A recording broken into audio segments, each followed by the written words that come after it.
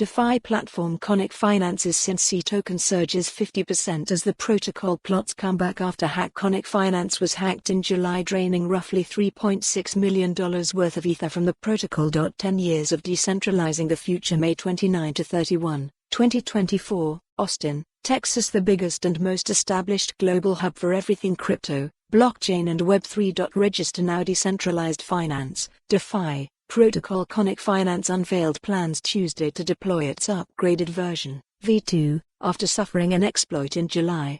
Over the past 4 months, Conic has undergone extensive auditing and review in preparation of V2 deployment, a governance post reads. Now that all audits are nearly finalized, it's time to prepare Conic for launch. The protocol's governance token CNC jumped about 50% to $2.20 immediately after the announcement. CoinGecko data shows. Conic Finance allows liquidity providers to diversify exposure to multiple liquidity pools and earn yields on major DeFi platform Curve Finance via so-called omnipools. According to the governance post, the protocol will hold voting in 2 days about the list of supported omnipool assets, whitelisted Curve pools for each omnipool, and initial liquidity allocation weights.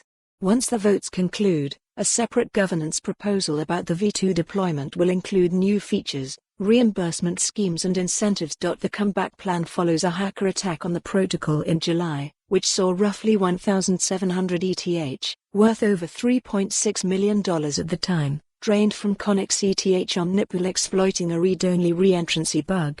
The total value locked, TVL, on Conic recently dropped to below $1 million from around $150 million before the attack, according. Follow the URL for the full article. For more on this story, visit the news article link.